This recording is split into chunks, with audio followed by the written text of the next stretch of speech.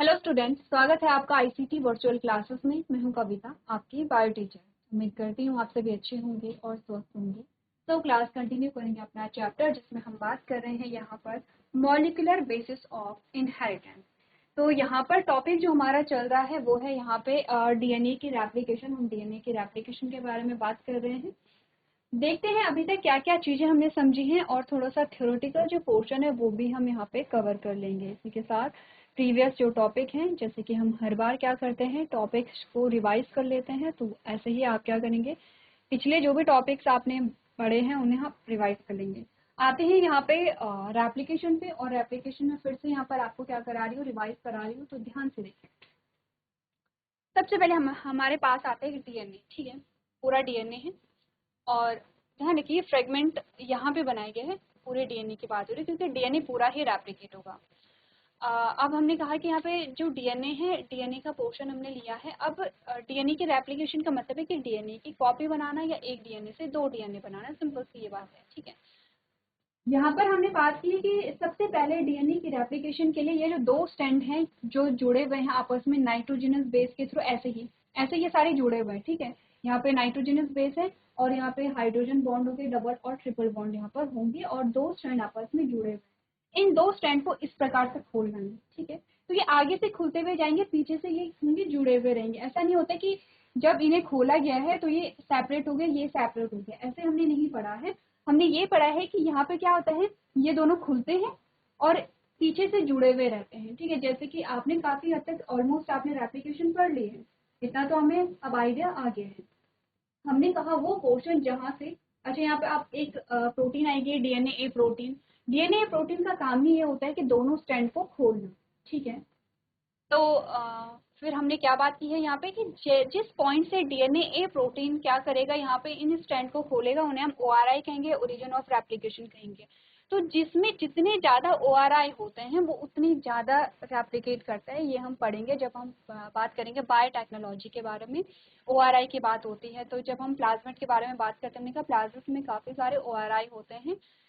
It means कि वो बहुत सारे रीजन ऐसे होंगे जहाँ से वो रेप्लिकेट कर सकता है। ठीक है, तो ये ORI है, ओरिजिन ऑफ रेप्लिकेशन है, और ये साइट कहाँ चूज करेगा, एडेनिन एंड थाइमिन के जहाँ से जुड़े होंगे, क्योंकि एडेनिन एंड थाइमिन जो है दोनों ही डबल बॉन्ड से जुड़े हुए होते हैं। अब इसने क्या किया है, इनको क्या यहाँ पे जब सेपरेट किया तो सेपरेट कुछ ऐसे किया कि ये इस प्रकार से बबल बन गए हैं, जिसे रेप्लिकेशन बबल हम कहते हैं।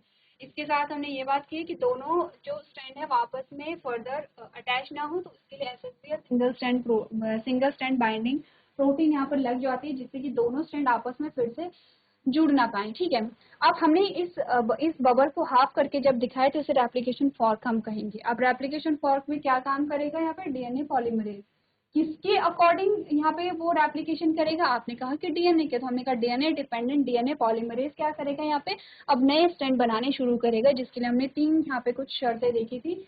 यहाँ पे पहली थी कि सिंगल स्ट्रैंड होना चाहिए तभी ये स्ट्रैंड बनाएगा। ऑफ कोर्स आपने कहा डबल स्ट्रैंड में वो वैसे भी स्ट्रैंड नहीं बनाएगा। ठीक है, दूसरा ये इसकी जो डायरेक्शन होगी बनाने की जो डायरेक्शन है। अच्छा, एक चीज आपको यहाँ पे नोट कर लेनी है, जो प्रीवियस लेक्चर में भी हमने बात की थी यहाँ पे, कि जो रीड होगा, जो रीड करेगा वो 3 to 5 रीड करता है, 3' to 5' रीड करेगा। और जो यहाँ पे न्यू स्ट्रैंड बनाएगा, न्यू स्ट्रैंड सिर्फ एस लिख रही हूँ ना, स्पेस नहीं, न्यू स्ट्रैंड जो बनेगा, तो जब ये इसे रीड करेगा तो इसे पता है कि इसका जो यहाँ पे कॉम्प्लीमेंट्री जो स्ट्रैंड है, जो पूरा किसका स्ट्रैंड है, वो कैसे होगा। आपने कहा पूरक होते एक दूसरे के, तो 3 के पूरा क्या आएगा, 5 आएगा, और 5 के पूरा क्या आएगा, 3 आएगा। ठीक है, तो हमने इसीलिए कहा कि 5' to 3' इसकी क्या होती है, यहाँ पे बनाने की डायरेक्शन होती है। तो जो रीड, जहां से रीड करता है वहीं से आपने कहा कि फॉर्मेशन जो है वो यहाँ पे क्या होता है, स्टार्ट होता है। ठीक है, इतनी बात, चलिए इतनी बात ठीक है। अब ध्यान से देखिए, हमने कहा कि ये बात आपको ध्यान से देखनी है, तभी आप आगे की चीजें सीख पाएंगे। तो तीन यहाँ पे क्या होते हैं, शर्तें कहिए, कंडीशन कहिए, जिस पे डीएनए पॉलीमरेज काम करते हैं। अब आगे आते हैं डीएनए पॉलीमरेज। सबसे पहले हमने कहा सेमी कंजर्वेशन और रेप्लिकेशन, इसे हम कहेंगे सेमी कंजर्वेशन क्यों, क्योंकि आपने कहा कि ऐसे हाफ जो डीएनए है उसमें फ्रेगमेंट ऐड होते चले जा रहे हैं, तब यहाँ पर रेप्लिकेशन हो रही है। ठीक है, तो चलिए क्या चीजें हमने कही है, हमने कहा सबसे पहले सिंगल स्ट्रैंड होनी चाहिए जिसे हम डीएनए टेम्पलेट कहते हैं, वो हो गया है। हमने कहा जहाँ से ये क्या करेगा, डबल स्ट्रैंड बनाना शुरू करेगा, वहां पर जहाँ से ये न्यू स्ट्रैंड बनाना शुरू करेगा वहां पर डबल स्ट्रैंड होना चाहिए, दूसरी चीज। तीसरा, ये हमेशा 5' to 3' में फॉर्मेशन करेगा। अब इसे पढ़िए, 5' to 3' यहाँ पर है, तो इसकी पढ़ने की डायरेक्शन क्या होगी, 3 to 5 इसकी पढ़ने की डायरेक्शन होगी। तो इसे पता है कि 3 जहाँ से स्टार्ट होगा, जहाँ से ये रीडिंग स्टार्ट करेगा वहीं से ये फॉर्मेशन भी स्टार्ट करेगा। तो ऐसा कंफ्यूज नहीं करना है कि अभी तो हम कह रहे हैं कि फॉर्मेशन 5' to 3' ही करता है, और अभी हम कह रहे हैं कि ये रीडिंग जहाँ से स्टार्ट करेगा वहीं से बनाना शुरू करेगा, क्योंकि ये 3' से रीडिंग स्टार्ट करे तो ये 3' से ही बनाना शुरू करे।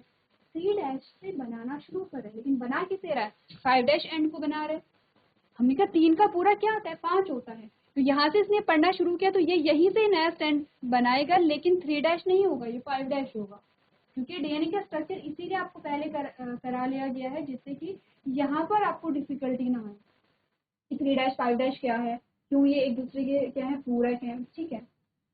तो चीजें समझिए। अब क्योंकि ये यहाँ से पढ़ना शुरू करेगा तो यहीं से फॉर्मेशन स्टार्ट करेगा, यहाँ से फॉर्मेशन स्टार्ट करने के लिए इसे डबल स्ट्रैंड चाहिए होगा। डबल स्ट्रैंड बनाने के लिए आपने कहा आरएनए प्राइमेज जो है वो आरएनए का सेगमेंट यहाँ पर ऐड कर लेता। आरएनए के इस सेगमेंट को हमने प्राइमर कहा था। अब प्राइमर जब आ गया है तो यहाँ पे डबल स्ट्रैंड आ गए हैं, और डबल स्ट्रैंड आ गए हैं तो आपने कहा धीरे धीरे अब यहाँ पे जो यहाँ तक आरएनए है इसके आगे डीएनए का फॉर्मेशन क्या करेगा, डीएनए पॉलीमरेज यहाँ पे शुरू कर देगा। डीएनए पॉलीमरेज 3rd होता है, ठीक है।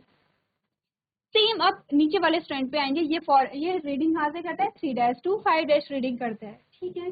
क्योंकि आपने कहा कि यहाँ तक सिंगल स्ट्रैंड है, यहाँ तक सिंगल स्ट्रैंड है, तो इसके लिए इस सिंगल स्ट्रैंड के लिए 3' ये है और 5' ये है।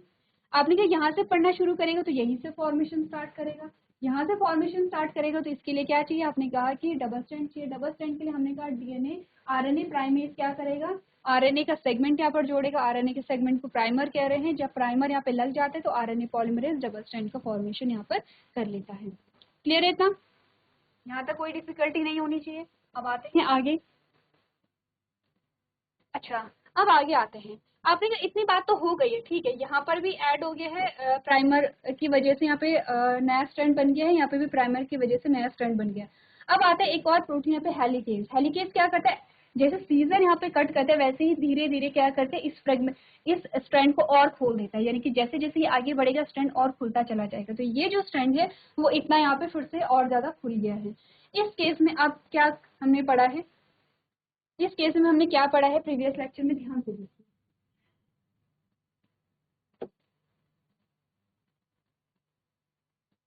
यूज करते हैं। हमारे पास जो सबसे पहले यहाँ पे क्या हुआ था, इतना जो फ्रेगमेंट है ये खुला था। हमारे पास जो फ्रेगमेंट खुला था सबसे पहले इतना फ्रेगमेंट खुला था, ठीक है। इसमें आपने कहा इसने क्या किया है, 5' to 3' रीड किए, तो यहाँ पे क्या करेगा, फॉर्मेशन यहीं से स्टार्ट करेगा, 5' to 3' यहाँ पे बनाएगा, जिससे ये प्राइमर ऐड हो गया है और ये आरएनए को बनाता है। सेम हमने यहाँ पर देखा, 3' to 5' रीड करेगा तो यहाँ से रीड कर रहा है, क्योंकि इस यहाँ से क्योंकि ये सिंगल स्ट्रैंड था तो यहाँ के लिए ये क्या था, अभी 3' है, तो 3' यहाँ से रीड किया तो यहीं से फॉर्मेशन करेगा, ये है आरएनए प्राइमर, ठीक है। ये प्राइमर है और प्राइमर से आगे इसने क्या कर दिया, फॉर्मेशन स्टार्ट कर दिया, तो 5' to 3' यहाँ पे बन गया, ठीक है। अब ये खुला स्ट्रैंड खुला, जब ये खुला तो फिर से एक नया सिंगल स्ट्रैंड यहाँ पर आ गया है, ठीक है। नया जो सिंगल स्ट्रैंड आया है, यहाँ तक की जो स्ट्रैंड, यहाँ तक का जो स्ट्रैंड बना था वो क्या था, आपने कहा वो था यहाँ पे 5' to 3', ये 5' to 3' था यहाँ पे, ठीक है। अब जब ये नया स्ट्रैंड बना है तो नए स्ट्रैंड के लिए ये 5' होगा और ये 3' होगा, 5' की जगह ये 3' होगा। क्या बात हो रही है, ये हमने प्रीवियस लेक्चर में भी बात की थी, क्योंकि कंफ्यूजिंग होता है इसीलिए आपको बार बार बताया जा रहा है, तो चीजें समझिए। ये है डायरेक्शन, ये है 5', थोड़ा ऊपर लिखते हैं, ये है 5' और ये है 3'। अब ये जो स्ट्रैंड है इसमें नया जो स्ट्रैंड है ये फिर से यहाँ ऐड हो गया है, ऐड हो गया। तो 5' की जो डायरेक्शन है वो ये है, ये वाली साइड है। तो हमने कहा अब 5' ये हो गया है और इस 5' की जगह इस 5' के लिए 3' ये हो गया है, समझ रहे हैं। पहले जब इतना स्ट्रैंड था तो सिर्फ ये यहाँ पे एंड था, तो ये 3' था, 3' के लिए 5' ये था। अब नया जो स्ट्रैंड है वो यहाँ पे जुड़ा है तो उसके लिए 5' ये हो गया है और इस 5' के लिए 3' ये हो गया है। तो यही सेम चीजें हम यहाँ पर कह रहे हैं। ठीक है, अब क्या होगा, अब यहाँ पे नया स्ट्रैंड जुड़ा, ठीक है, तो ये हमारे पास एक और नया स्ट्रैंड आ गया है। इस नए स्ट्रैंड के लिए 5' ये है और 3' ये है। रीड कहाँ से करता है, 3' to 5' रीड करता है। तो फॉर्मेशन कहाँ से करेगा, यहीं से फॉर्मेशन करेगा, क्योंकि ये तो डबल स्ट्रैंड आ ही रहा है। यहाँ पे ऐसा तो नहीं कि डबल स्ट्रैंड नहीं है, ये डबल स्ट्रैंड आ ही रहा था, ये डीएनए ही बना है। तो इसी डीएनए में नए जो न्यूक्लियोटाइड है वो ऐड करके फिर से डीएनए का नया स्ट्रैंड यहाँ पे फॉर्मेशन का हो जाता है। यहाँ ये बात तो बहुत ईजी है। यहाँ अगर हम बात करें तो यहाँ पर एक नया स्ट्रैंड ये बना है, ये नया स्ट्रैंड बना है, ठीक है, ये नया स्ट्रैंड बना है। तो आपने कहा ये 3' और ये इसके लिए 5'। रीड कहाँ से करेगा, 3' से करेगा, बनाएगा 3' से, जहां से रीड करेगा वहीं से बनाएगा। अब क्योंकि यहाँ पे ये तो हमने नया बनाया है, क्योंकि यहाँ तक जो था, यहाँ पे क्या था, कोई डबल स्ट्रैंड नहीं था, तो डबल स्ट्रैंड ना होने की वजह से फर्दर अगेन यहाँ पे प्राइमर को ऐड किया गया और प्राइमर फिर से यहाँ पे एक और फ्रेगमेंट यहाँ पे बनाएगा। ठीक है, फिर क्या हुआ, फिर ये हुआ कि फिर से ये जो फ्रेगमेंट है ये खुला, और जब ये खुला तो ये अगेन 5' to 3' था। कहाँ से पढ़ना शुरू करेगा, 3' to 5' पढ़ना शुरू करेगा, जहां से पढ़ना शुरू करेगा वहीं से बनाएगा। अब जब इसने बनाया तो अगेन यहाँ पर ये तो डीएनए का स्ट्रैंड तो चला ही आ रहा था, इसने फिर से इसमें न्यूक्लियोटाइड ऐड किए और एक पूरी लाइन यहाँ पर बन रही है। यहाँ पे कोई फ्रेगमेंट नहीं बने हैं। यहाँ देखिए डायरेक्शन 5' to क्या है, 3' होगी यहाँ पे, 5' to 3' फॉर्मेशन कहाँ पे हो रहा है, 5' to 3' डायरेक्शन में फॉर्मेशन हो रहा है। अब बढ़ते यहाँ पे, यहाँ पे ये नया फ्रेगमेंट जो है वो फिर से क्या हो गया है, यहाँ पे सिंगल स्ट्रैंड हो गया है। डायरेक्शन क्या है, यहाँ पे 3' to 5' है। पढ़ना शुरू कहाँ से करेगा, यहाँ से। फॉर्मेशन कहाँ से स्टार्ट होगा, यहाँ से, क्योंकि यहाँ पे कोई डबल स्ट्रैंड नहीं है। यहाँ पे तो खुल रहा है, यहाँ पे खुल रहा है ये, यहाँ पे कोई डबल स्ट्रैंड नहीं है, क्योंकि डबल स्ट्रैंड तो जो इसका डबल स्ट्रैंड था वो यहाँ पे ऊपर चला गया है। तो ये यहाँ पे क्या है, सिंगल स्ट्रैंड बच गया है। अगेन यहाँ पे डीएनए के फॉर्मेशन के लिए जो प्राइमर है वो ऐड करना पड़ेगा और डीएनए का फॉर्मेशन होता है इस प्रकार से। अब ऊपर वाला स्ट्रैंड हम देख रहे हैं कि कोई सेगमेंट यहाँ पे नहीं बन रहे हैं, लेकिन नीचे वाले में हमने कहा ये एक सेगमेंट बना, ये दूसरा सेगमेंट बना, ये तीसरा सेगमेंट बना। अब ये जो सेगमेंट है ये आपस में जुड़े हुए नहीं है, जैसे कि आपको यहाँ पे दिख रहा है, एक दूसरे से जुड़े हुए नहीं है, ठीक है, लेकिन ये एक दूसरे से जुड़े हुए हैं, सिर्फ कलर डिफरेंट है। कलर डिफरेंट है, कलर डिफरेंट इसलिए बनाया है कि नए फ्रेगमेंट ऐड होते चले जा रहे हैं आपको समझाने के लिए, वरना ये पूरा एक फ्रेगमेंट है। यहाँ पर हम देखेंगे कि एक फ्रेगमेंट है, ये दूसरा फ्रेगमेंट है, ये तीसरा है, ठीक है। तो इसे हम लीडिंग स्ट्रैंड कहते हैं, इसे हम लैगिंग स्ट्रैंड कहते हैं, कि इस वाले स्ट्रैंड को, क्योंकि ये ब्रेक हो करके बना है। और ये जो फ्रेगमेंट है आपस में, इन्हें हम क्या कहेंगे, ओकाज़ाकी फ्रेगमेंट, क्या कहेंगे ने, ओकाज़ाकी फ्रेगमेंट्स कहेंगे, ठीक है। ये तो प्रीवियस लेक्चर में ही आप ये चीजें पढ़ ली। अब क्योंकि इम्पोर्टेंट टॉपिक है इसलिए हम फिर से यहाँ पे रिवाइज कर रहे हैं। अब देखिए नेक्स्ट आता क्या है, तो क्या ये जो लैगिंग स्ट्रैंड है इसमें ऐसे ही फ्रेगमेंट रहते हैं, हमने कहा नहीं, इसमें पूरा ये जो फ्रेगमेंट्स है आपस में जुड़ करके एक स्ट्रैंड बनाते हैं। उसके लिए अगेन डीएनए पॉलीमरेज आएगा, लेकिन वो सेम पॉलीमरेज नहीं जो जो डीएनए को यहाँ पे ऐड कर रहा था, जो डीएनए के फ्रेगमेंट बना रहा था। यहाँ पे आएगा डीएनए पॉलीमरेज फर्स्ट, यहाँ पर आता है, जो कि इन फ्रेगमेंट्स को आपस में जोड़ता है, ठीक है। सबसे पहले यहाँ तक की बात कीजिए, यहाँ तक की बातें जो है वो रिवाइज कीजिए, उसके बाद हम आगे यहाँ पर बढ़ेंगे। चलिए अब बात करते हैं यहाँ पर डीएनए पॉलीमरेज फर्स्ट की।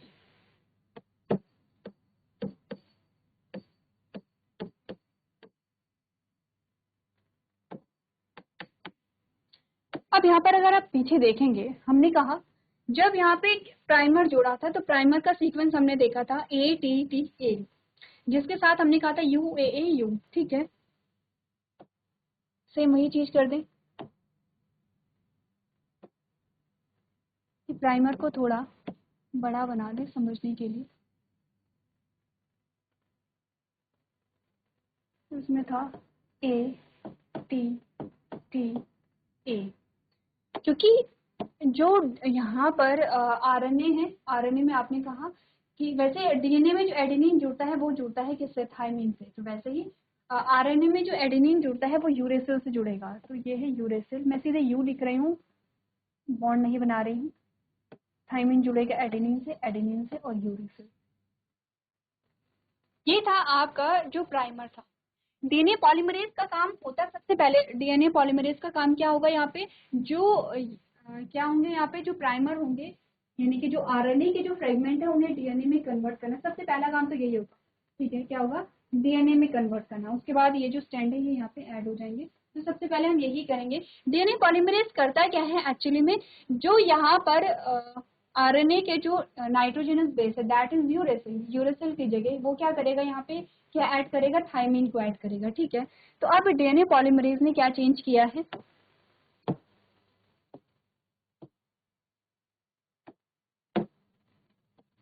थायमिन यहाँ पर ऐड हो गया है और अब ये आपके पास डीएनए के रूप में आ गया है। ऐसे ही जो ये प्राइमर है इसमें भी सेम चीज अप्लाई होगी, इसमें भी सेम चीज अप्लाई होगी और इसमें भी सेम चीज अप्लाई होगी। अब आपको प्राइमर नहीं मिलेगा, जो आरएनए है आरएनए का फ्रेगमेंट नहीं मिलेगा अब आपको सारे डीएनए ही यहाँ पर मिलेंगे। क्लियर है इतना? कौन करेगा, डीएनए पॉलीमरेज फर्स्ट करेगा। अच्छा, ये चीजें ध्यान रखनी है कि जो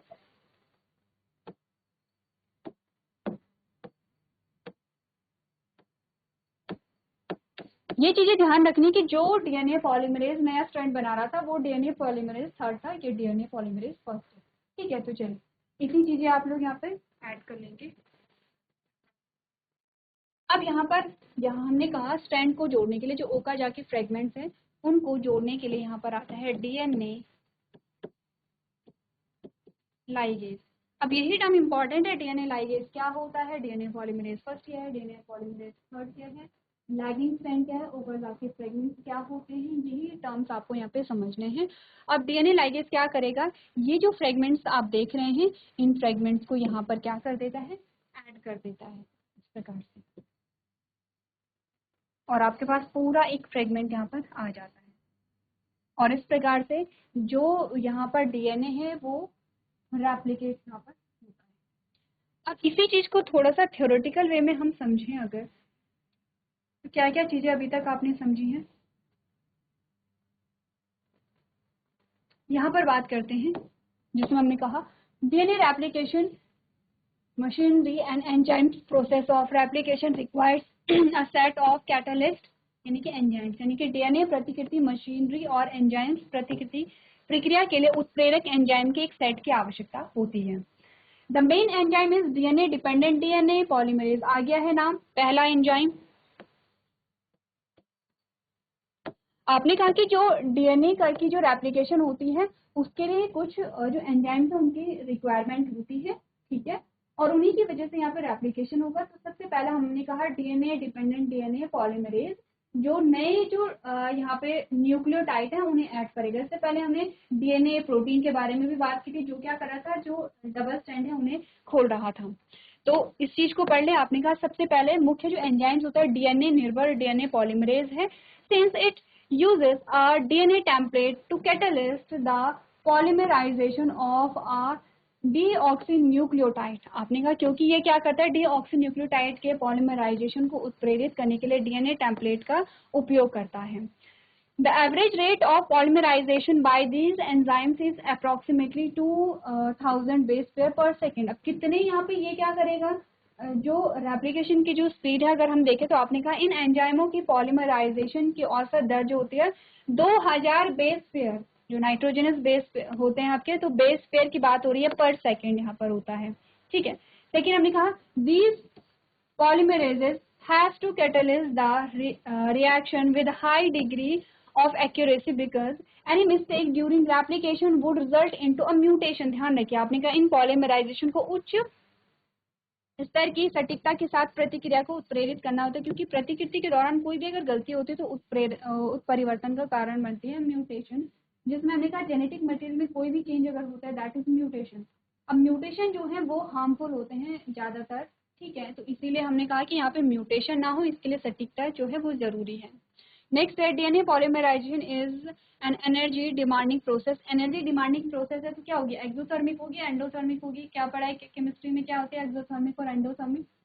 आपने कहा एंडोथर्मिक होगी क्योंकि क्या कर रहा है, एनर्जी डिमांडिंग प्रोसेस है। So deoxyribo nucleoside Triphosphate serve dual purposes, that is act as a substrate and provide energy for a polymerization reaction. आपने कहा डीएनए पॉलीमराइजेशन एक ऊर्जा मांगने वाली प्रक्रिया है, ठीक है।